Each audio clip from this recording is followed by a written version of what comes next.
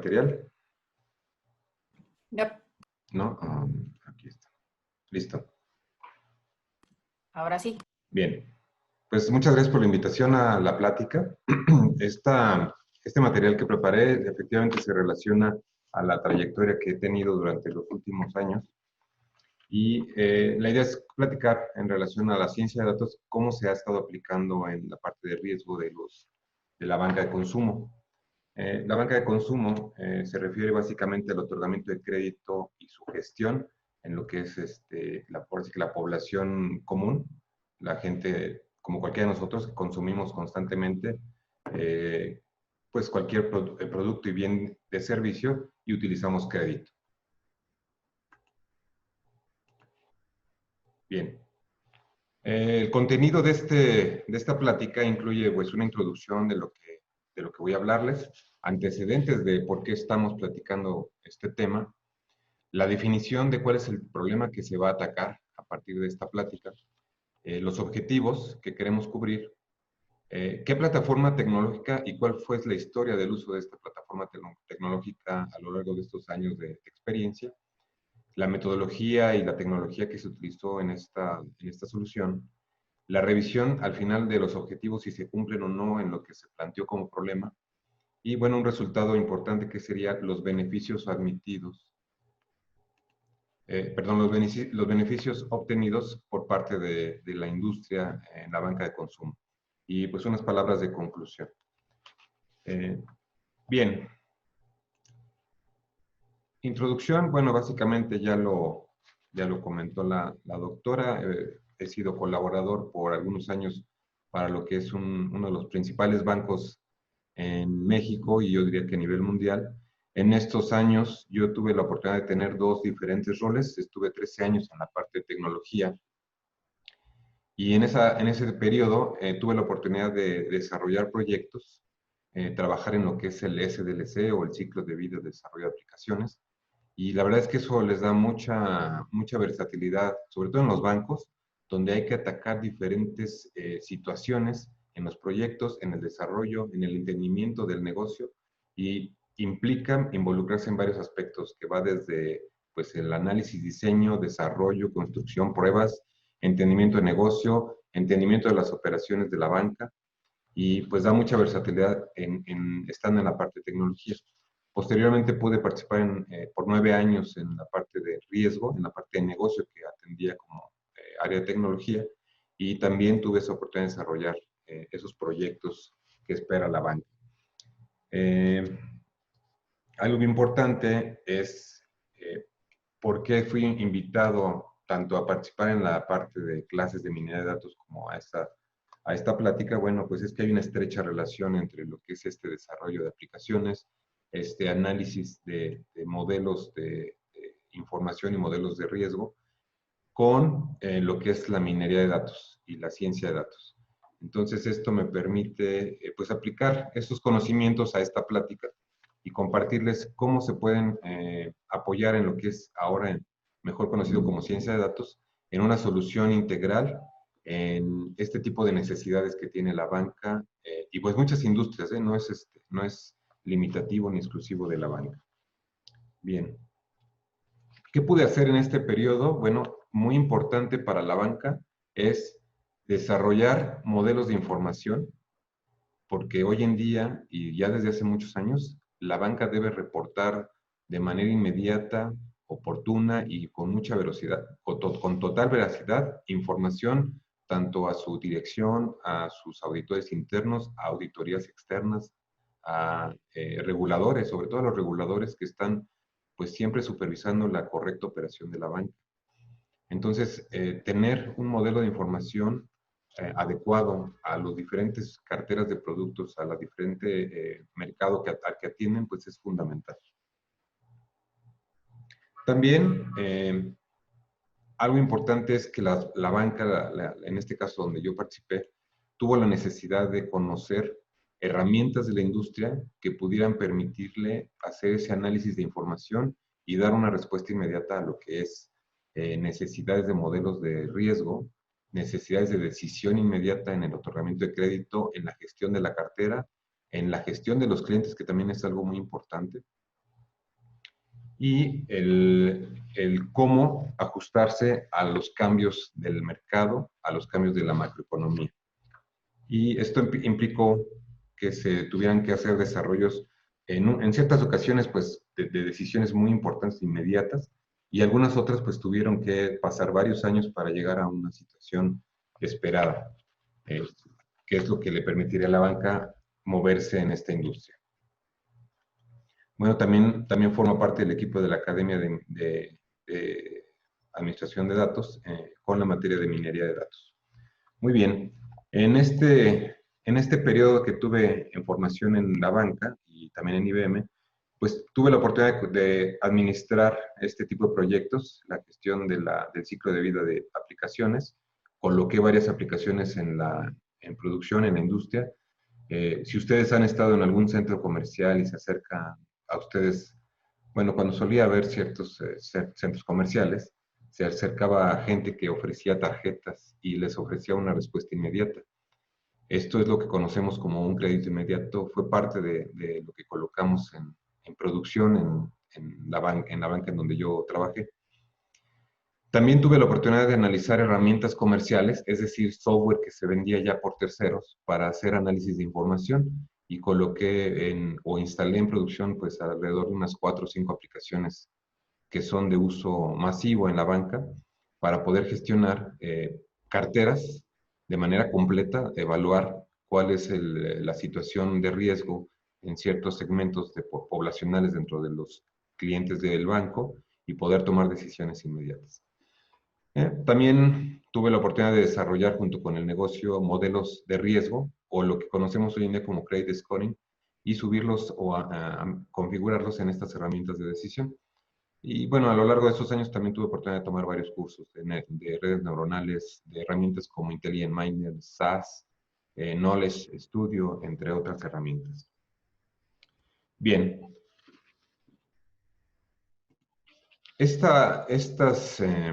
Hoy en día esta metodología de desarrollo pues ha ido evolucionando, se ha ido modificando. Hoy lo que conocemos como desarrollos waterfall era el tipo de proyectos que teníamos en su momento. Ahora contamos con metodología ágil. Inclusive se ha desarrollado una serie de nuevos conceptos como la programación extrema o una nueva cultura de desarrollo como lo es DevOps. Y les va a parecer curioso, pero muchas de estas metodologías están regresando a las bases con las que empezó el desarrollo. Realmente antes la planeación de los desarrollos de las aplicaciones pues tomaba bastante tiempo y hoy en día, y se tenían que tomar muchas decisiones durante el flujo de la planeación y la ejecución, y hoy en día lo que es la programación extrema, el DevOps, regresa a esas bases, ¿no? Tomar cambios, tomar decisiones en el cambio mientras se presentan cambios o hay que hacer ajustes, y esto pues nos lleva a la base de inicio de estas metodologías. Muy bien, dado este antecedente, me gustaría platicarles cuál es mi punto de vista de cómo abordamos el problema. Hoy en día, y bueno, desde hace varios años, la banca se ha tenido que enfrentar a varias situaciones que los han llevado a reaccionar prácticamente de manera inmediata y a veces pues tomar ciertos riesgos para poder dar respuesta a los auditores, a los reguladores, tanto locales como internacionales, para poder cumplir con las normas que se esperan. Bien, yo como llamaría a este tipo de problema, le llamaría atender la efectividad que debe tener un banco para dar respuesta a estas situaciones. Pero ¿cómo puedo explicarles la efectividad? Bueno, la efectividad es un punto intermedio o un nivel de, digamos, de equilibrio entre lo que es la eficacia y la eficiencia. ¿Qué es la eficacia? La eficacia es poder realizar una meta o lograr un objetivo en el menor tiempo, en el menor tiempo posible y lograr esa meta a como dé lugar. Bueno, esa eficacia pues no siempre se va a lograr al costo que uno quisiera. Puede uno llegar de manera inmediata, puede llegar uno a la meta que uno espera, porque eso es lo que nos demanda el mercado. Pero en contraparte está la eficiencia, y la eficiencia lo que busca es tener una respuesta con el menor costo posible, en el menor tiempo posible, efectivamente, pero cuidando siempre los recursos. Y en este caso, bueno, un banco siempre va a buscar tener una situación resuelta de manera inmediata y muchas veces no se va a preocupar por el costo. Los bancos invierten mucho en tecnología, invierten mucho en soluciones tecnológicas, invierten mucho en la gente que lo va a desarrollar, pero pierden de vista esos costos. Entonces, la efectividad, pues, es la cobertura entre la eficacia y la eficiencia, y quien logra resolver ese punto intermedio, pues está resolviendo de manera muy importante este problema. ¿Qué es lo que busca resolver un banco? Es tener la capacidad de tomar las decisiones correctas en términos de riesgo de crédito. Y esto es poder ofrecer crédito al mercado que mejor les va a responder. Es decir, encontrar los mejores clientes en el mercado. Y eso, pues, hoy en día no es algo sencillo. En el pasado, pues, el banco conocía a los clientes potenciales dentro de la zona donde estaba instalado. Conocía a la gente que estaba alrededor de esa área, conocía a los de la tienda, conocía a los que trabajaban en alguna cierta tienda o en algún centro de servicio, en alguna farmacia. Conocía a la gente que vivía alrededor y era mucho más sencillo tomar decisiones. Tenían que pedirles ciertos documentos y la decisión la tomaban en cuestión de días. Hoy en día no puede darse el lujo esto el banco porque son millones y millones de posibles clientes y no los conocen a todos. Bueno, esa es la parte de poder tomar decisiones. Pero también se están viendo obligados a aplicar a decisiones de riesgo con una oportunidad y recursos que no les cueste tanto, porque tienen que responder a los reguladores, y los reguladores establecen que no deben de poner en riesgo la inversión que tienen algunos clientes. Los clientes también invierten en el banco y esa inversión es la que colocan como crédito. Bien, esos dos puntos que son los que debe cuidar, hay que buscarles un punto intermedio y es precisamente lograr esa efectividad. Y esto lo hacen a través de identificar un portafolio rentable de productos versus la macroeconomía y cómo se está moviendo. Sobre todo en un país como México, que la macroeconomía es bastante volátil, de un sexenio a otro, o inclusive hoy en día ya dentro del mismo sexenio hay cambios muy vertiginosos a partir de ciertas decisiones que toman los gobiernos y las grandes instituciones. Y por supuesto, esto implica dar reportes confiables y oportunos a los reguladores, a los directivos del banco, para las decisiones que se esperan. Entonces, en pocas palabras, la efectividad es un equilibrio entre la eficiencia y la eficacia, ¿sí? Esto es básicamente, en términos generales, lo que yo he vivido en estos años y lo que ha logrado también el banco establecer como un punto intermedio entre ambas situaciones. Bien. Uno de los principales proveedores de la banca es la empresa Fair Isaac Company, y me gustó mucho esta máxima que establece pues ya desde hace varios años. Good credit doesn't necessarily wear a coat and a tie, que significa un buen cliente de crédito no porta traje y corbata necesariamente. ¿Por qué tiene esta frase? Bueno, anteriormente los bancos daban crédito a la gente que se veía o se notaba como personas responsables. Pero eso era porque entraba la persona a la sucursal del banco y pues iba bien arreglada, iba bien vestida, pues para dar una buena imagen y buscar tener un buen crédito. Bueno, eso cambió con los años. Hoy en día una persona puede pedir crédito sin siquiera pararse en una sucursal, y es más, ni siquiera necesitaría estar en un banco nunca en toda su vida, y podría tener un crédito.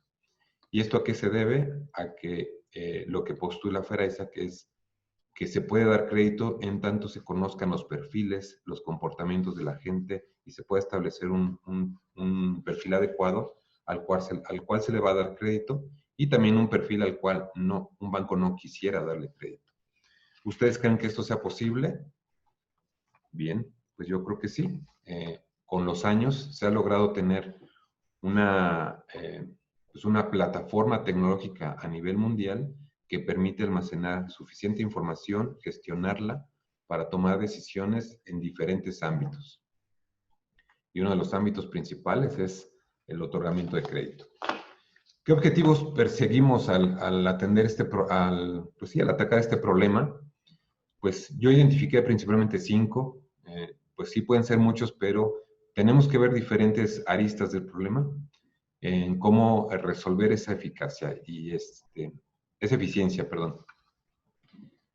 Eh, Controlar el nivel de pérdidas es uno de los objetivos de la administración del crédito de la banca de consumo.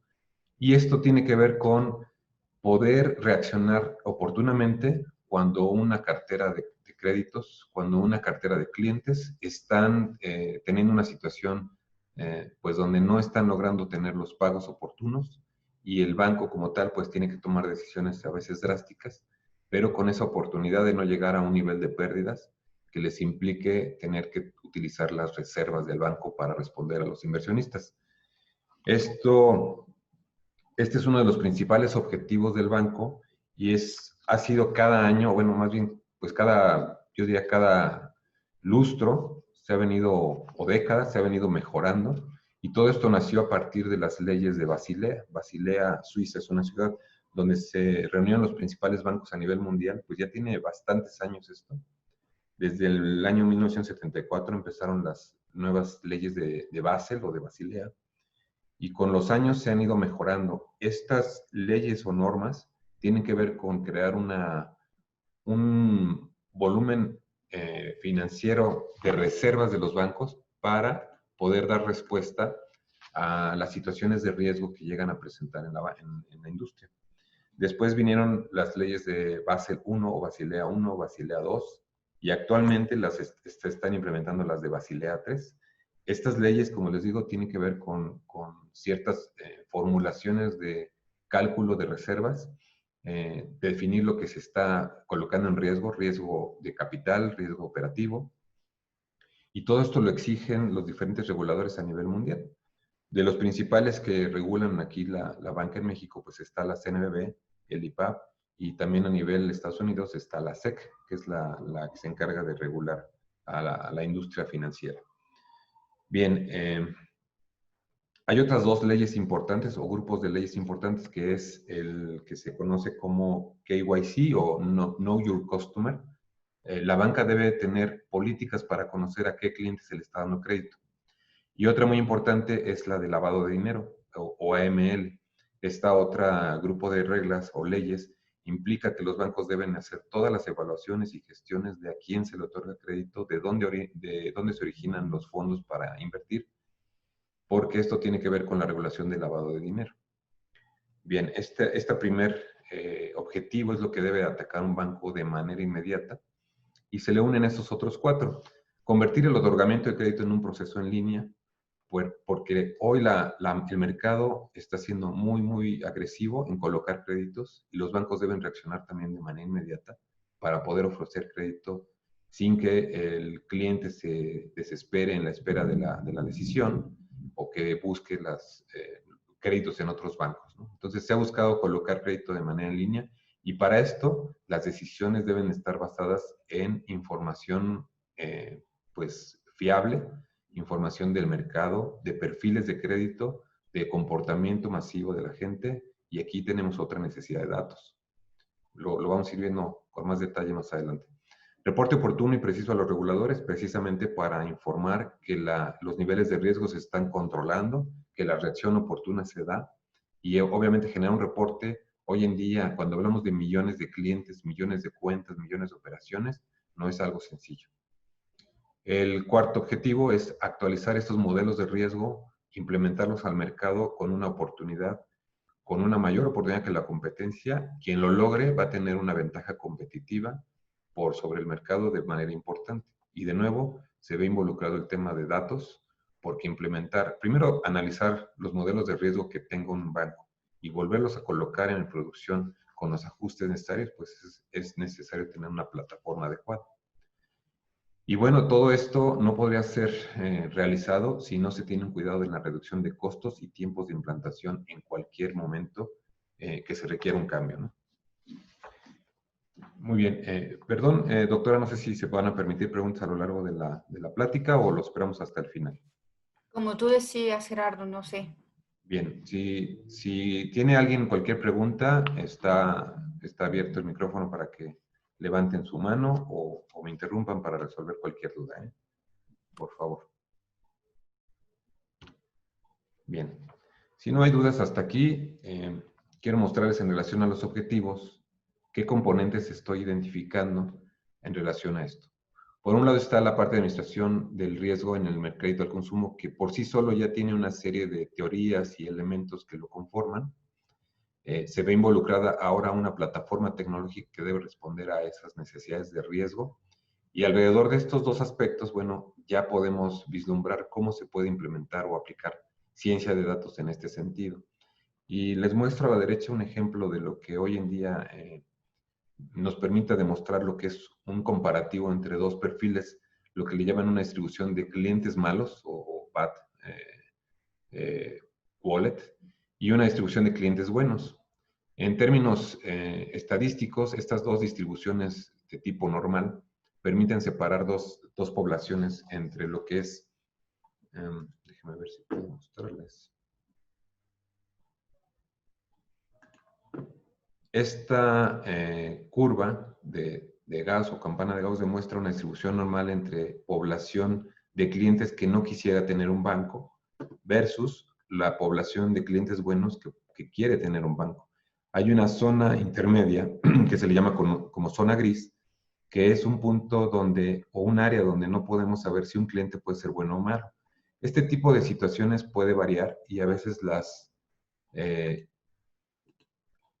estas dos poblaciones pueden tener un traslape mayor o inclusive estar totalmente separadas. El banco que logra separar estos dos tipos de poblaciones está teniendo un excelente manejo de su cartera y logra tomar decisiones entre aquellos clientes que están pues, tomando malas decisiones en su manejo de crédito contra los que están teniendo un buen manejo de la cartera.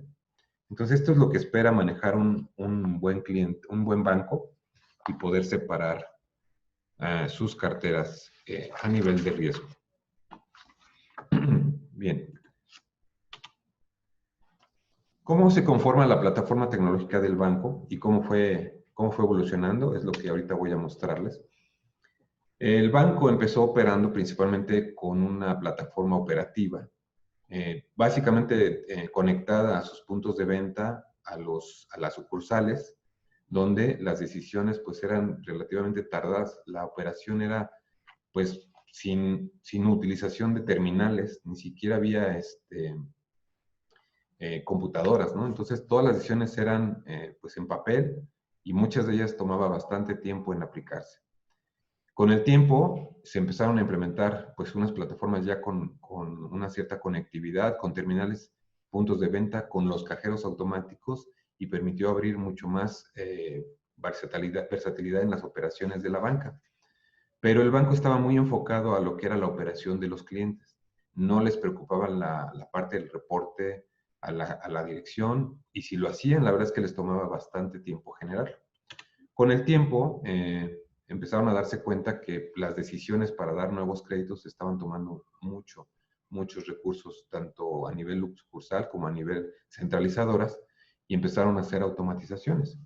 Esto implicaba tener pues aplicativos más versátiles. No había web, no había internet. Sin embargo, bueno, se buscaron tener herramientas colocadas a través de redes, redes WAN, redes de modo local, y se empezaron a tomar decisiones en línea con mayor versatilidad, pero seguíamos teniendo el problema de que la información no era fácil de manejar. Conforme pasaron los años y el abaratamiento de la industria del almacenamiento, pues se logró tener una plataforma de gestión de reportes o lo que se le conoce como un MIS, por sus siglas Management Information System, en un mainframe y se empezó a concentrar información en esa plataforma. Esto era para efectos de dar reportes a la dirección y empezar a dar algunos ciertos reportes a los reguladores. Aquí se utilizó plataformas de DB2, UMF, procesos batch que tomaban mucho tiempo, pero ya empezaba a vislumbrarse la utilización de herramientas de datos, los queries, los cruces de información, Todo esto permitía ya generar reportes, aunque tomaba también mucho tiempo, pero ya había reportes y ya había forma de tomar decisiones. Imagínense que en algún punto los bancos tenían que repartir listados de cuentas a los puntos de venta en las tiendas comerciales, en la banca, en ciertos lugares donde eh, las personas que estaban cobrándole al cliente a través de su tarjeta bancaria, imagínense esto, abrían un librito y se ponían a buscar la cuenta que no estuviera boletinada para rechazarle un crédito. Seguramente muchos de ustedes nunca lo vieron, no sé inclusive si la doctora se acuerda de esa situación, pero Sí, a mí sí me tocó, ¿te justamente tocó iba a ver decir eso? eso. A mí Bien, sí me tocó, que me buscaran en el librito. exacto, entonces era un librito, a veces un librote, y tenían que buscar cada uno que pagaba, cada vez que uno pagaba con la tarjeta, lo buscaban ahí que no estuviera boletinado, ¿no? Los cajeros también empezaron a salir en los 70s, 60s, y hoy en día, hoy existen cajeros que les llaman sucursales inteligentes, donde se hacen pagos, se hacen retiros y muchas operaciones versátiles. Bueno, pero todo esto tenía demasiada información ya y el tiempo para poder reaccionar era muy alto. ¿Qué hizo particularmente el banco donde yo trabajé? Bueno, implementó una serie de soluciones. Primero que nada, se instaló una red de estaciones o workstations HP con mucha capacidad para poder generar análisis de información.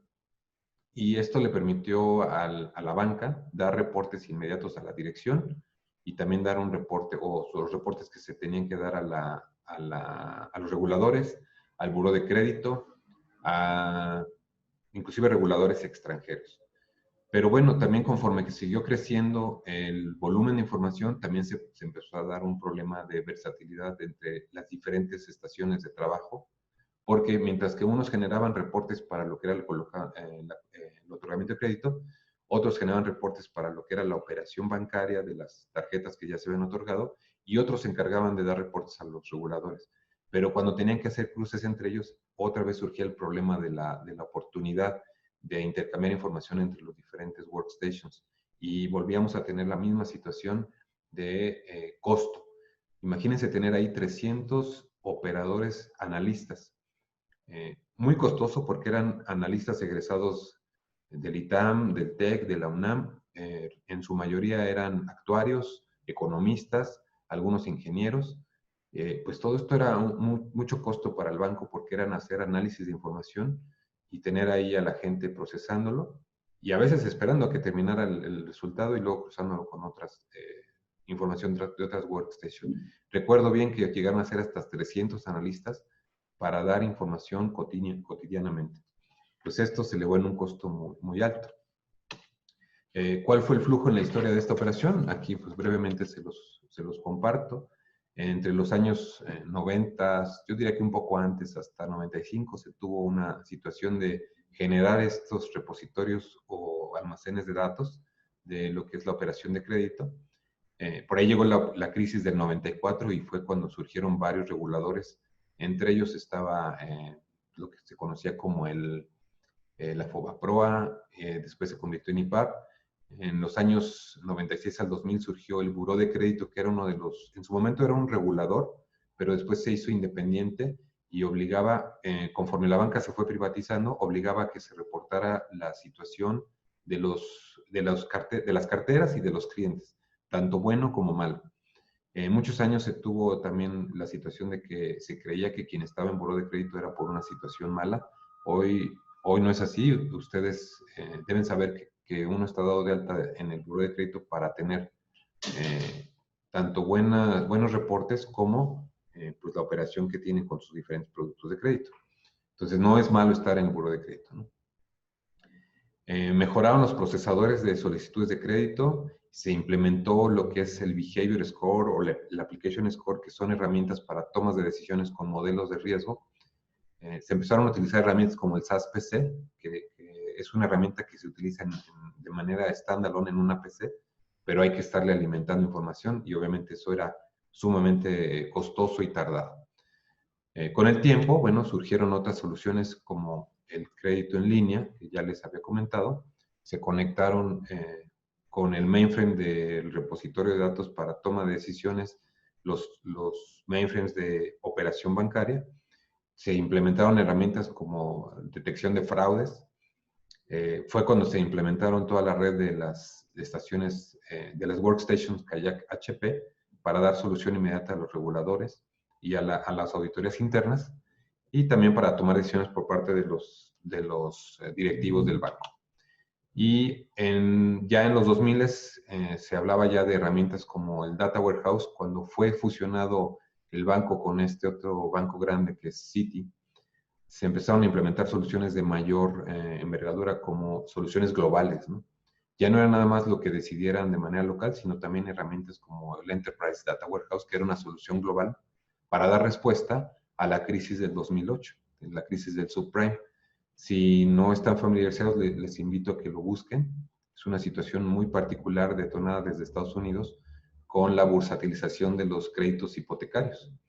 Esta situación llevó a la banca a tener que tomar acciones inmediatas, no solo a nivel de Estados Unidos, sino a nivel mundial. Surgieron herramientas como Knowledge Seeker para también generar modelos de riesgo. Y todo esto de las workstations se migraron a procesadores Unix de alto poder, de alta capacidad. Y eso es lo que conocemos como hoy en día el SAS Enterprise, el ambiente analítico, y todo esto en un servidor Unix. Esto a la fecha, si no me equivoco, sigue vigente, a menos que hayan cambiado algunas versiones o nuevos modelos de procesadores, pero es lo que está utilizando esta banca. No sé si hasta aquí tengan alguna pregunta. Nada más para que tengan una idea de la capacidad de estos servidores Unix. Se implementaron, y todavía fue parte de mis últimas gestiones dentro de la parte de riesgo, procesadores Unix que tenían hasta 64 CPUs y 160 terabytes de procesamiento. Y tenían capacidad de operar con hasta 250 usuarios concurrentes. Claro que en ese momento ya no había tantos analistas de riesgo. Conforme se fueron mejorando las herramientas, pues también tuvieron que prescindir de algunos de estos analistas. Y Fernando Rubí tiene una pregunta, perdón que interrumpa. Adelante, sí. ¿Qué tal? Buen día. Nada más ahí para precisar algunos detalles. Sí. 2008 efectivamente no necesariamente tiene que ver con la bursatilización de las hipotecas.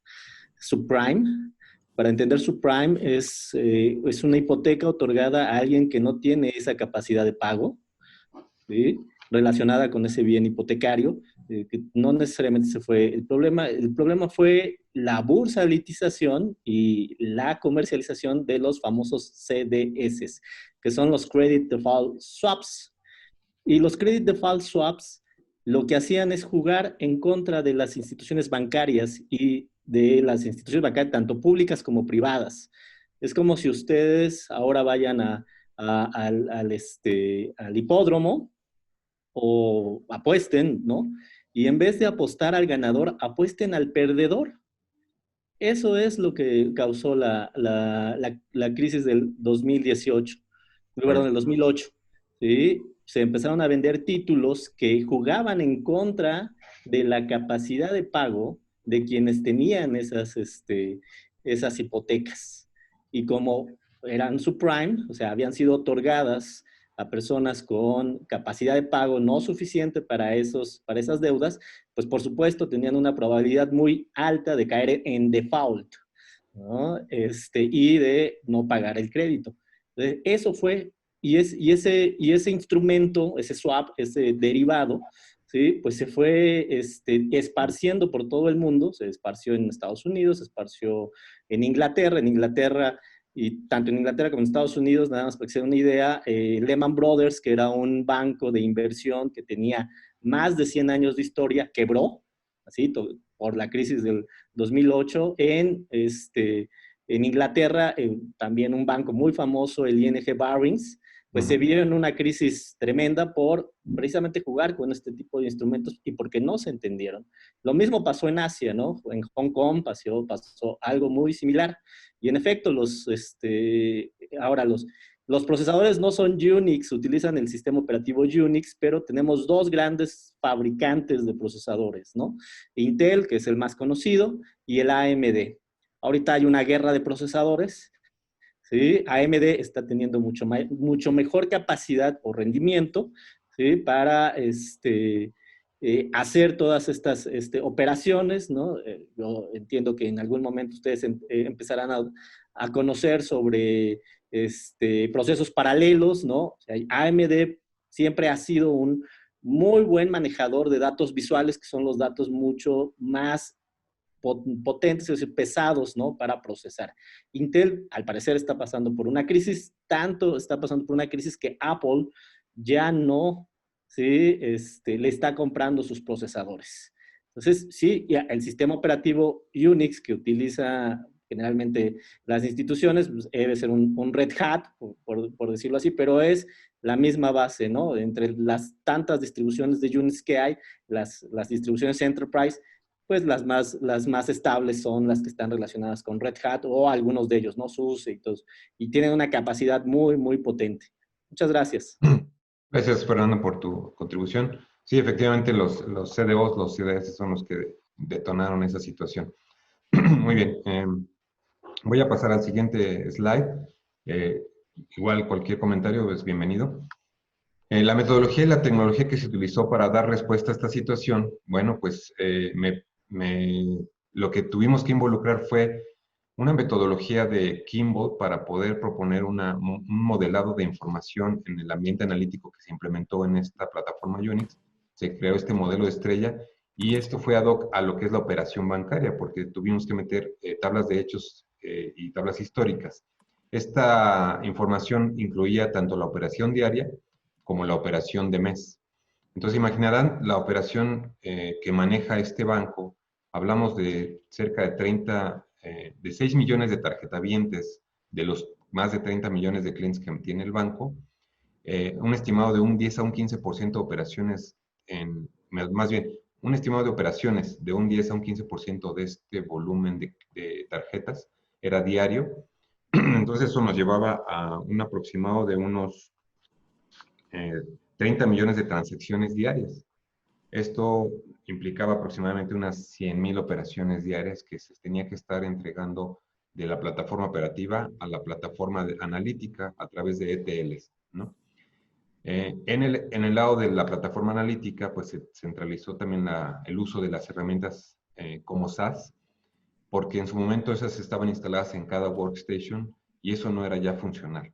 Entonces se implementó una solución de SAS en el servidor con herramientas, digamos, clientes muy simples en la parte de las laptops que se conectaban constantemente al Unix para hacer esos análisis con una herramienta que se llama SAS Enterprise Guide.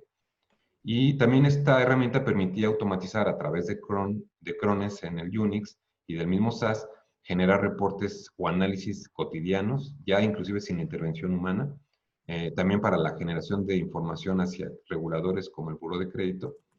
Y paralelamente había ya modelos de información y cubos de información que permitía a los directivos pues, tomar decisiones.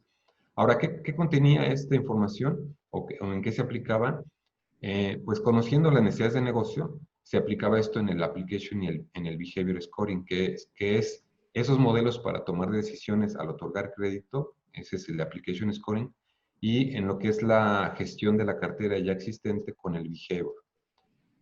Un análisis importante es el de vintage y el de característica análisis que nos permite o le permite al banco tomar decisiones en cuanto a cómo una cartera se va normalizando en cuanto a su nivel de riesgo de pérdida con el vintage análisis y el característica análisis permite identificar qué características de los tarjetavientes están cambiando en el tiempo y modificar ese application scoring más adelante. Y bueno, otras herramientas como los Decision Engines que se implementaron para habilitar estos o configurar estos modelos son los que se tuvieron que ir mejorando durante estos años. Los mismos modelos que se subían en estos Decision Engines también fueron cambiando y esto permitió dar pues los reportes oportunos a direcciones reguladoras que ya les mencionaba y adaptarse a los cambios en los modelos sobre los ambientes aplicativos y productivos de manera más oportuna. Bien, al final esta fue la configuración de la plataforma analítica ambos, tanto plataforma analítica como el EMA-YES, estaban alimentados directamente por los procesadores operativos. Las decisiones, inclusive había una conectividad entre los puntos de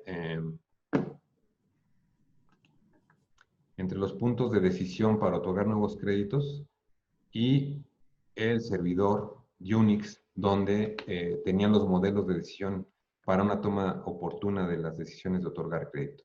Esto ya no lo incluí, bueno, ya no fue parte de mi participación, pero hoy en día hay una gestión analítica en línea, lo que se le conoce como un OLTP, Online Transactional, un OLAP, un Online Transactional Analytical Processing, con lo que se tiene conocido como un OLTP, que es esta parte, ¿no? Esto implicó al banco pues seguir creciendo en estas nuevas soluciones. Tal como lo mencionaba Fernando, están migrando a soluciones como un Red Hat, con un procesamiento in memory también, o procesadores RDBMS con herramientas analíticas que permiten tomar decisiones en línea.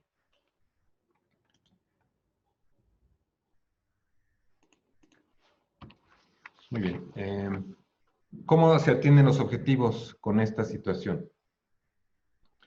El control en el nivel de pérdidas por riesgo crediticio, bueno, es uno de los principales puntos que quiere atacar el banco, y precisamente tener modelos que permitan analizar el vintage análisis de la cartera permite que en el transcurso de los siguientes meses el analista o los directivos de riesgo puedan ver cómo se va estabilizando las diferentes carteras conforme va avanzando su antigüedad. El Monson Book significa la antigüedad de la cuenta en la cartera del banco. Y si notan este ejemplo, bueno, hay carteras que tardan más en estabilizarse y ahí tienen que ir tomando decisiones. Por ejemplo, no es lo mismo el comportamiento de una cartera de tarjeta bancaria que una de un crédito hipotecario. Y sin embargo, se consideran ambas como cartera de consumo y se hace un seguimiento muy parecido entre ambas carteras. También están ahí productos como créditos a la nómina, créditos personales, créditos de auto. Hay varios productos que se consideran, inclusive lo que es el crédito a la pequeña y mediana industria está en la zona de lo que es banca de consumo. Este tipo de reportes, entre otros análisis que hacen también de reservas, es lo que le permite al banco controlar ese nivel de pérdidas antes de que se vuelva una situación incontrolada, ¿no? Fuera de su alcance para regresar a un nivel normal. En cuanto al reporte oportuno a los reguladores, a los directivos del banco, auditores internos, externos, y también a reguladores extranjeros, pues esta solución permitió generar modelos, cubos de información, extractores que ya prácticamente en automático enviaban información, sobre todo, por ejemplo, a un buró de crédito que necesita información. Hoy en día es un reporte diario de los movimientos. Por ejemplo, si ustedes tuvieran un atraso en alguna de sus cuentas por alguna situación y lo pagan inmediato, tienen, por ley, tienen la oportunidad de decirle al banco, oye, yo ya te pagué, yo quiero ver reflejado mi pago en el buró y no quiero esperarme hasta el otro mes a que se refleje que yo estoy al corriente, ¿no? Esa situación, entre muchas otras, son leyes que han ido cambiando en el tiempo y que los bancos están obligados a atender. Precisamente de ahí la necesidad de que estas plataformas tecnológicas den respuesta inmediata y sobre todo cuando hablamos de millones de tarjetamientos. Estos dos rubros pudieron ser atendidos en su momento porque no solamente se entrega información a reguladores locales, sino también se hace envíos a reguladores extranjeros con toda la cobertura de la ley, porque también enviar información fuera del país es algo normado. Entonces, enviar información a la SEC no es algo trivial, y sin embargo también ya lo atendió la banca. Posteriormente, la administración de modelos de riesgo en otorgamiento, pero también en el comportamiento de los créditos, pues es algo que se atendió de manera importante. En el pasado, la implementación de modelos de riesgo pues tomaba pues, varios meses, en algunas ocasiones hasta pues, varios años, porque entender el comportamiento, cómo se va transformando, la información cambia ya con tanta frecuencia que el comportamiento es algo pues difícil de seguir, ¿no? El comportamiento va evolucionando, el comportamiento de crédito y de riesgo. Esto a partir de los perfiles nuevos de la gente. No es lo mismo la gente que está ingresando al ámbito laboral hoy en día que los que ingresábamos al ámbito laboral hace 10 años, hace 20 años. Hoy en día la dinámica del comportamiento es tal que ya no nos alcanza unos cuantos semanas o meses para reaccionar. Hoy tiene que ser ya prácticamente inmediato. Entonces, poder identificar clientes malos de los clientes buenos o excelentes, pues no es algo sencillo. Perdón que interrumpa. Ahí justamente entra una pregunta que tiene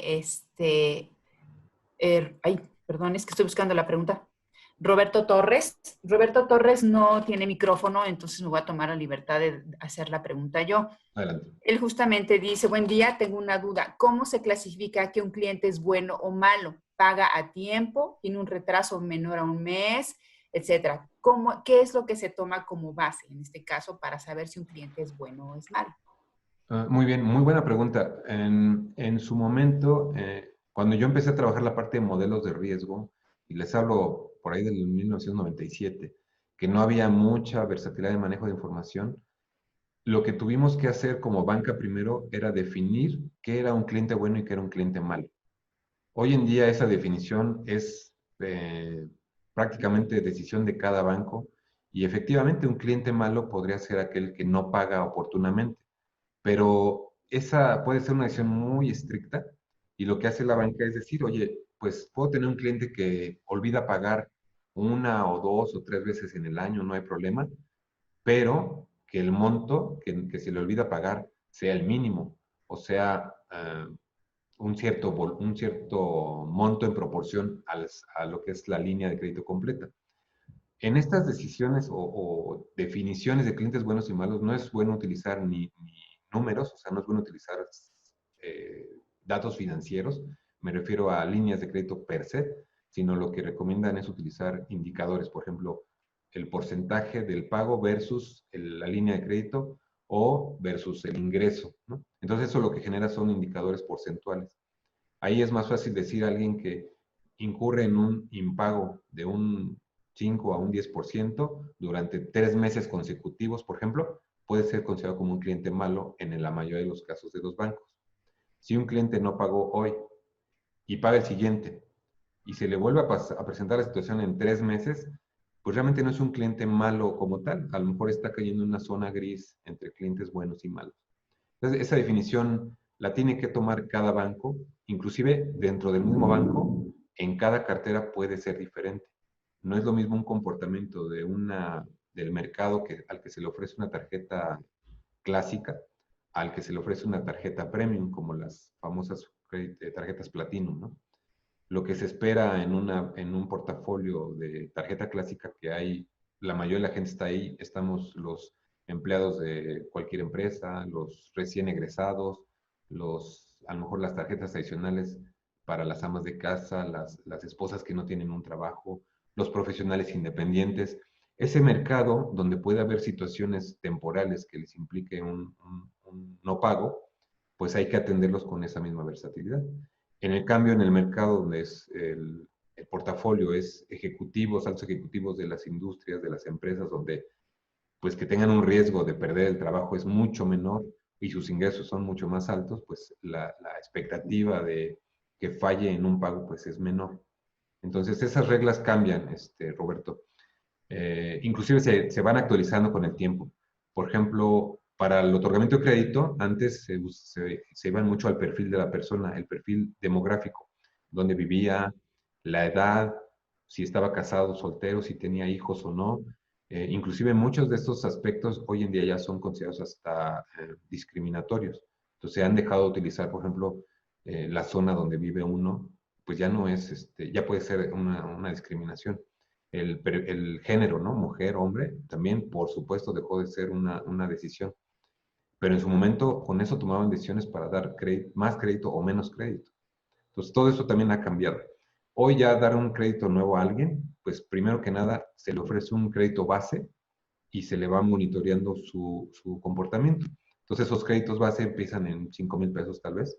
Y si el cliente tiene buen manejo, al año se le ofrece un incremento a lo mejor a 10,000, a 15,000. Si mejora su trabajo, va cambiando.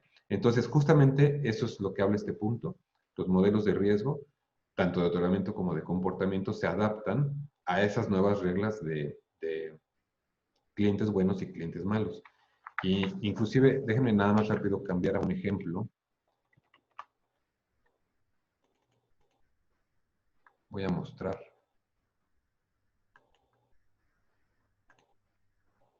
Estoy mostrando un Excel con unas gráficas. Me dicen si lo ven. Sí, sí se ve. Bien, ese es el mismo ejemplo que mostraba en una de los slides, donde esta zona gris justamente separa clientes malos o que no desea el banco. No quiere decir que no los tenga, ¿eh? Pueden ser clientes que están hoy en día en el banco y esta curva de color rojo es la de los clientes buenos. Como pueden ver, esta zona es muy pequeña, es lo que le llaman zona gris. Quiere decir que aquí puede haber clientes buenos y malos y no lo sabemos, no lo sabe el banco. Con el tiempo, el comportamiento de esto, como lo estoy haciendo, es en términos del score, digamos que un tipo de score, ¿no? El score de comportamiento. Puede cambiar. Ese es el que yo le llamaría un escenario estándar, me parece, sí. ¿Cuál es el escenario ideal? Un escenario ideal es totalmente separada las dos curvas, donde definitivamente podemos tener decisiones con los clientes malos. El banco va a dejar ir a los clientes malos en cualquier momento, no le preocupa. Es más, y si no paga, pero el monto es razonablemente bajo, no hay problema, prefiere dejarlo ir y crecer esta curva de los clientes buenos. Pero ¿qué pasaría en una situación como esta, cuando cambia la población y no es sencillo segmentar clientes malos de clientes buenos? Nuestra zona gris pues se vuelve complicada. Es decir, aquí tenemos que tomar decisiones con mucho mayor cuidado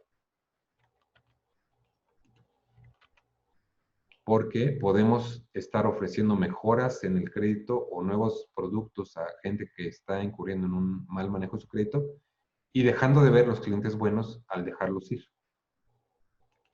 Entonces, esto ocurre con frecuencia, bueno, está ocurriendo a lo largo del tiempo porque los comportamientos de la población cambian. Hoy en día, con la pandemia, ustedes podrán confirmar que mucha gente ha perdido el trabajo. Gente que antes tenía un buen manejo de su crédito, como ya no tiene trabajo, no lo puede pagar, y entonces los bancos están empezando a reaccionar y no es que sean clientes malos, pero están incurriendo en impagos, y pues están buscando la manera de apoyarlos, y habrá gente que no pueda tampoco, a pesar del apoyo, llegar al punto de resolverlo, y pues van a caer en una situación de clientes no deseables. Bueno, eso pues va a implicar que no se les siga dando crédito y pues van a tener que regresar a los inicios, ¿no? A tener que otra vez empezar desde cero y lamentablemente pues el mercado cambia, ¿no? El mercado cambió ahorita con lo de la contingencia, con el COVID, y no solo a nivel nacional, a nivel mundial. Entonces todos los bancos van a tener que ajustarse con esta situación. Bueno, esto precisamente lo siguen haciendo y lo que va a buscar el banco es hacer todos estos cambios, toda esta gestión de riesgo en costos pues razonables, ¿no? ¿Cómo? Pues apoyándose en la tecnología, precisamente con esas herramientas de decisión automatizadas, herramientas donde puedan configurar de manera más rápida las herramientas y tener una respuesta oportuna al colocar esto en producción. ¿Qué beneficios van a obtener? Bueno, pues mejorar la gestión del crédito y dar una mejor atención a los clientes que desea tener el banco y tener un control en aquellos clientes que están incurriendo en un default de pago. En este ejemplo en pantalla pueden ver cómo los bancos tienen claramente segmentada el comportamiento de los clientes, quienes se dedican a compras, quienes van a restaurantes. Este es un ejemplo de un estado de cuenta Smart Statement que le llaman, quienes se dedican a transporte, quienes se dedican a comunicaciones, celulares, este tipo de cosas, quienes hacen gastos en viajes o en salud. Y con esto poder hacer ofrecimientos mucho más dirigidos, y ya no nada más es la gestión del crédito, sino también el otorgamiento de campañas de nuevos productos.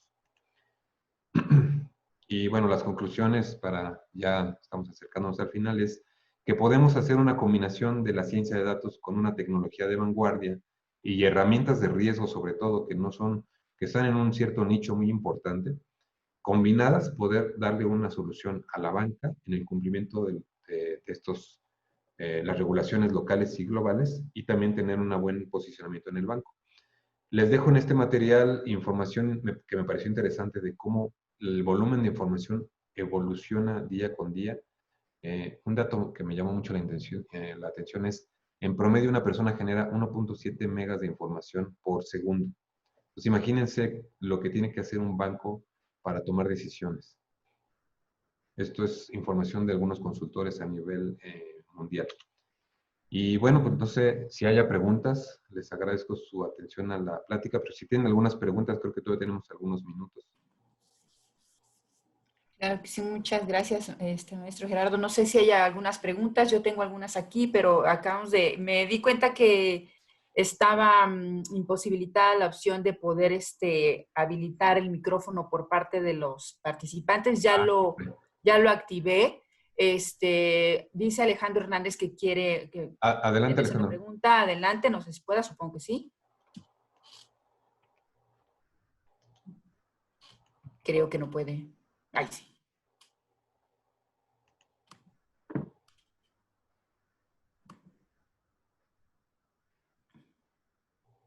A ver.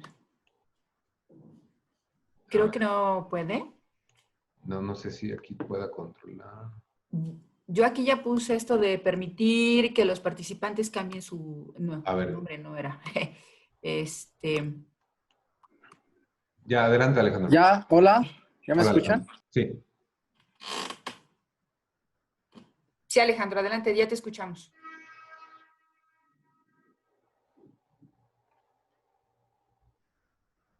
No, Oh, no te escuchamos. te volviste a poner en mute. Ya te quité el mute. Adelante. Creo que ya. Ok. Mi duda es, ¿sabes si hay algún banco que estén utilizando más como... Bueno, es que había mencionado que para la realización del perfil utilizaban datos demográficos. Y hace como unos 6 meses leí que eso también hacían las compañías de marketing, utilizar datos demográficos, pero pues lo que pasó después es que, bueno, empezó todo esto como problema racial y que tampoco eran tan precisos. Entonces, lo que empezaron a usar ellos fueron más bien datos psicométricos. Correcto. Utilizando redes sociales, creaban un perfil psicométrico. Se llama el perfil de las 5 características en español, si no me equivoco. Y entonces se supone que utilizando esta metodología, pues bueno, subieron sus ventas muchísimo. No sé si ya hay algún banco que, bueno, esté utilizando como esta técnica de realizar ese perfilado a partir de un análisis psicométrico del cliente, en lugar de demográfico. No, todavía no. Tiene que ver mucho con el tema de privacidad de la información. No están todavía los bancos autorizados a utilizar perfiles psicométricos o, bueno, perfiles construidos a partir pues, redes sociales, ¿no? Sí es algo que están buscando, pero no es algo todavía permitido. Esto más bien lo utilizan algunas otras industrias como cualquiera que ofrezca bienes y servicios, oferta de autos, de viajes, todo eso se apoya mucho en la red social para encontrar los perfiles de la gente. Y aquí es donde yo en la materia propongo que le echen un vistazo a un documental que se llama Nada es privado, todavía está disponible en Netflix. Denle un vistazo, está bastante interesante de cómo utilizan ese perfilamiento a través de Facebook. Inclusive hoy a nivel mundial se generó alguna demanda contra Facebook, contra los reguladores, contra los manejadores de información como Cambridge Analytica, y aunque no llegaron a nada favorable para los que levantaron la demanda, pero la explicación de cómo lo utilizaron es bastante interesante. Den un vistazo. No tarda mucho en ser utilizado por la banca. No me atrevería a decir que ya lo utilizan, pero quizás en algún cierto nicho se están empezando a apoyar. Ya están empezando a meter Big Data, manejadores de Hadoop, todo con el fin de que mientras el cliente está utilizando sus productos bancarios, puedan recopilar más información, ¿no? Y efectivamente, en la parte sociodemográfica ya hay muchos datos que son considerados como de discriminación, entonces ya no se pueden ni siquiera preguntar. Y si se preguntan, no se pueden utilizar, ¿no? Sí, así es. Allí hay, es un problema en el sentido de que hay que buscar el punto medio. Así como tú decías, la parte de la afectividad que es el punto medio entre la eficiencia y la eficacia. También hay que buscar una efectividad en términos de lo que es la seguridad de la información, la confidencialidad y tu derecho a tus datos personales, ¿no? Tú puedes expresar lo que tú quieras en una red social, pero también tienes tu derecho de poder otorgar el permiso o no otorgar el permiso del uso de esos datos, ¿no? Bueno, no sé si hay alguna otra pregunta. Creo que... Fernando levantó la mano. Adelante, Fernando. Muchas gracias. Un poco abundando la pregunta anterior. No es, bueno, el perfilamiento en base demográfico, no solo en México, sino también en Estados Unidos. Pues te invito a revisar un estudio del doctor Octavio Miramontes, en donde utiliza una técnica de la física cuántica, en donde se ve cómo las poblaciones, ¿sí? Es decir, las poblaciones afroestadounidenses viven más en ciertos lugares que viven en otros, y las poblaciones mal llamadas caucásicas o blancas se concentran en cierto tipo de zonas. De ahí es donde parte la técnica del perfilamiento demográfico, ¿no? De Estados Unidos. En Latinoamérica es bastante complicado, excepto de Chile y Argentina. Argentina y Chile son, desafortunadamente, ¿sí? Poblaciones donde tú sí puedes aplicar un perfilamiento demográfico, porque está igual que en cuestiones raciales, en Estados Unidos está muy bien delimitado, pero en México no se puede hacer, no porque no no porque no se pueda aplicar, sino porque en una misma colonia tienes muchos perfiles demográficos y a lo que le interesa a la banca es el ingreso, ¿sí? Si tú también te vas a la encuesta nacional de empleo del 2018, que acaba de ser validada en 2019, te darás cuenta que el 72% del ingreso o de los que tienen algún trabajo, ¿sí? Están en la industria informal. Y el 26% que tiene algún trabajo está en la industria formal. Entonces, en realidad, ¿esto qué nos explica? Nos explica que México tiene una economía informal, porque a pesar de que tengamos compañías, ¿sí? La gran mayoría de los que tienen algún empleo o autoempleo están en la industria informal. Y ese es un primer paso para perfilar, ¿sí? Porque la banca ofrece crédito, en este caso un crédito de consumo, ¿sí? Y si no ve que tiene un ingreso mínimo, básico, y ahí hay una diferencia, ¿no?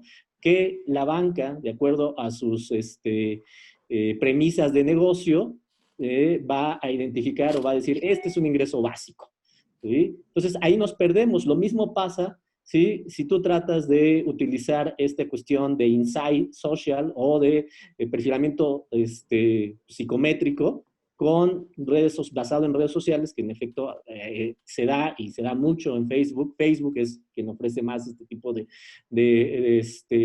productos hacia muchos de sus compradores. Pues se da eso. ¿Por qué? Porque tú puedes tener un patrón de pago bajo un cierto avatar. O sea, estamos entre la diferencia entre la realidad y la virtualidad, ¿no? Y te puedes comportar, ¿sí? De una manera muy distinta a la virtualidad. Es decir, bueno, sí, yo estoy dispuesto a comprar juegos de video, pero ya cuando estás en el momento de decisión de hacer esa compra, pues dices no, porque tienes otras necesidades. Entonces, por eso tampoco es muy recomendable, excepto, ¿sí? En Estados Unidos, donde tienen una conectividad muy grande, ¿sí? Podemos hablar un poco de China. China también tiene una conectividad muy grande, pero, por ejemplo, aplicarla a productos mexicanos fuera de la realidad mexicana, fuera de una economía, de un marco económico mexicano, en donde, sí, la gran mayoría, es como decir, vamos a vender teléfonos inteligentes porque sabemos que el teléfono inteligente tiene una penetración de más del 98%. La realidad es que no todos tienen un teléfono inteligente, todos tienen un teléfono, eso es muy cierto, con distintas características, pero no necesariamente un teléfono inteligente. Y además, aquellos que los tienen, pues a lo mejor se lo compraron Electra, ¿sí? Y Electra, pues, ¿qué hace? Pues pagos chiquitos, pues durante 5 años, ¿no? Eso no quiere decir que le puedas vender otra cosa o que tenga un patrón de pago. Entonces, ahí es donde empiezan a jugar muy fino, ¿sí? Este tipo de perfilamientos, pero que tienen que ir directamente relacionados con el mercado. Y si no entiendes tu población, el perfilamiento que hagas, aunque de entrada te haga subir mucho las colocaciones, eso no quiere decir que sean buenos pagadores. Y lo que busca un banco es un buen pagador. ¿O me equivoco, maestro? No, precisamente busca al buen pagador, al que siempre esté cumpliendo con sus compromisos de deuda. Erika Arreguín pregunta, ¿se puede repetir la metodología de gestión de proyecto de ciencia de datos que utilizó, por favor? A ver, ¿puedes repetir la pregunta? Perdón. Erika Arreguín nos pide que si puedes hacer favor de repetir la metodología de gestión de proyecto de ciencia de datos. Supongo que era un slide. Parece que sí venía por ahí. Bueno, no hay como tal una metodología única para ciencia de datos. Cada uno de los bancos, bueno, cada una de las empresas se adapta a lo que mejor utiliza, mejor conoce. En metodología, lo que fue la plataforma analítica se basó en lo que es la metodología Kimball para generación de modelos de estrella y eso, pero esa es la parte de datos. En ciencia de datos, yo diría, en la parte de minería, utilizaron herramientas de árboles de decisión, el credit scoring, que es una regresión multivariable, una regresión lineal multivariable, y en redes neuronales, por ejemplo, para lo que es detección de fraudes. Entonces puedes ver que hay muchos algoritmos o tecnologías utilizadas. Para lo que es políticas de riesgo, se utilizan árboles de decisión, pero para primero tener el árbol de decisión, pues se hace todo un análisis de cómo identificar esos clientes que sí cumplen con los pagos, y separarlos de los que no cumplen, ¿no? Para tener los dos perfiles separados. No sé si respondí tu pregunta. Sigo tratando de ver cómo abrir aquí el micrófono para todos. También quería preguntar a Alejandro Ramírez. Misael López, mientras, pregunta, dice, tengo una duda respecto a cómo ha trabajado la banca para evitar los ataques informáticos constantes. Es un problema bastante común en México, los intentos de hacking a los servidores. Actualmente en la banca no solo basta con hacer ciencia de datos, sino que también hay que buscar opciones para proteger los datos. ¿Qué tecnologías se han implementado en la banca o cómo han avanzado para evitar ese tipo de ataques? Y otros como el phishing. Ok, correcto. En lo que contesto a Alejandro Ramírez, ya le abrí su micrófono. Sí, hoy en día los bancos por ley también tienen que hacer su validación de ethical hacking en cualquier aplicativo de tipo web, ya sea interno o ya sea externo. Y esto, para evitar problemas, tienen contratados a hackers como parte de la banca, del banco. Lo hacen, en el caso de Citi, donde estuve, los hackers están en Nueva York y desde ahí hacen validaciones, pero tienen que contratar también agencias externas para hacer una certificación de hacking. Es difícil que a la primera de algún desarrollo con web salga una herramienta libre de vulnerabilidades. Es muy difícil que salga la primera. Los hackers son analistas muy buenos y digamos que es una carrera en boga que está siendo muy demandada, también recomendable buscarla. Pero cada banco debe cumplir con las certificaciones tanto internas como las que ofrecen algunos proveedores externos. Y esas certificaciones las tienen que hacer no solamente de nuevos desarrollos, sino del mismo software que ya tienen en producción, lo tienen que hacer al menos una vez cada 6 meses o a veces cada año.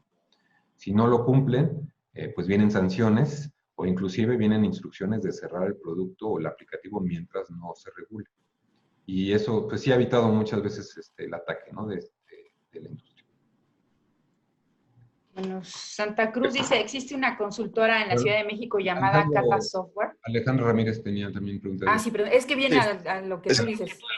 Dice, existe una consultora en la Ciudad de México llamada Cata Software que utiliza psicometría para onboarding. Supongo que es onboarding de no clientes de crédito de consumo. Ahora sí ya. Perdón, adelante, Alejandro. Muchas gracias. Es que estaba cerrado mi micrófono. Bueno, mi pregunta es, maestro, si usted conoce o se han utilizado ciertas metodologías que realmente lo que busquen es eliminar algún sesgo que produzcan estos métodos. La verdad es que creo que sí se ha sabido de varios casos donde estas tecnologías desafortunadamente afectan a algunas personas donde se produce un error, y mi pregunta va más centrada hacia, en caso de producirse un error, ¿cuáles serían los elementos adecuados o mecanismos para que pueda haber una reevaluación del crédito, ¿no? O sea, si un cliente tiene dudas respecto al crédito que se le está otorgando o de plano no se le otorgó nada, si puede tener alguna revisión o algún análisis ya de alguna persona que trabaja en el banco, no solamente automática.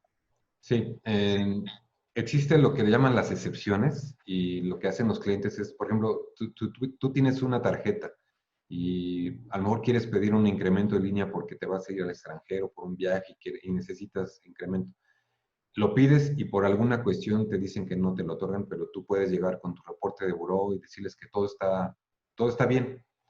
Lo que hacen es que internamente los bancos, al menos el que yo conocí, en donde estuve, lo pasa a un área de dirección y caso por caso lo revisan y se ponen a pedir reportes especiales a buró, reportes especiales internamente del banco, inclusive se contactan con reguladores para asegurar que lo que tienen de análisis era lo que encontraron las herramientas. Y sí, efectivamente, muchas veces encuentran el sesgo porque, por ejemplo, puede haber homónimos en el buró y entonces al integrar homónimos pueden estar combinando los datos de tus créditos con los de algún otro Alejandro Ramírez. ¿Qué hacen en esos casos? Bueno, ya lo analizan a detalle y te dan una respuesta particular a ti, pero no solo eso, sino se voltean al regulador, al buró o a la base de datos interna y corrigen esas irregularidades. Pero sí puede ser un proceso que tarde pues bastante comparado con una herramienta automatizada. Muchas veces las herramientas automatizadas no pueden ver esos sesgos que llegan a presentarse. Se da mucho en temas de homonimias, sobre todo. Muchas gracias. En relación a la pregunta de Santa Cruz, existe una consultoría en Ciudad de México llamada Cata Software que utiliza psicometría para onboarding de no clientes a crédito de consumo.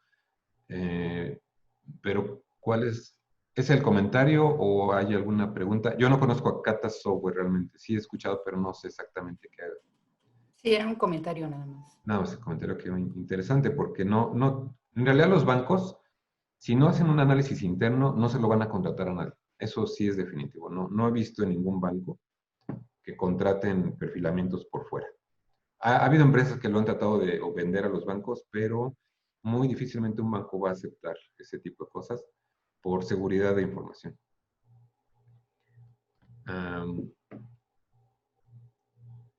Ok, PMBOK. La pregunta de Erika Reguín, sí responde a la pregunta, metodología PMBOK. Sí, algo importante, el banco utilizó por muchos años el apoyo en los PMs, en los PMPs. Inclusive, personalmente tuve el perfil de PMP por varios años y sí le invirtió bastante en esos aspectos. Y hoy todavía se apoya en PMs, subcontratados sobre todo.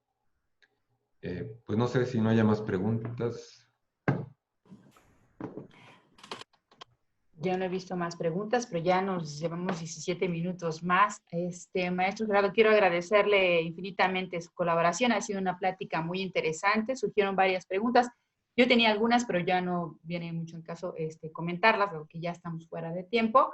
Y bueno, ya le estamos haciendo llegar su constancia. Muchísimas gracias. Y me gustó mucho esta plática en el sentido de que me sirvió como introducción a la siguiente asignatura que me toca dar ahora con con la nueva generación, 2021, que están ya ahorita con nosotros, que es justamente la de base de datos estructuradas, en donde se ve análisis y diseño de base de datos transaccionales y analíticas. Pues muchísimas gracias. Muchas gracias a todos. Gracias a ustedes por invitarme. Buen día. Hasta luego.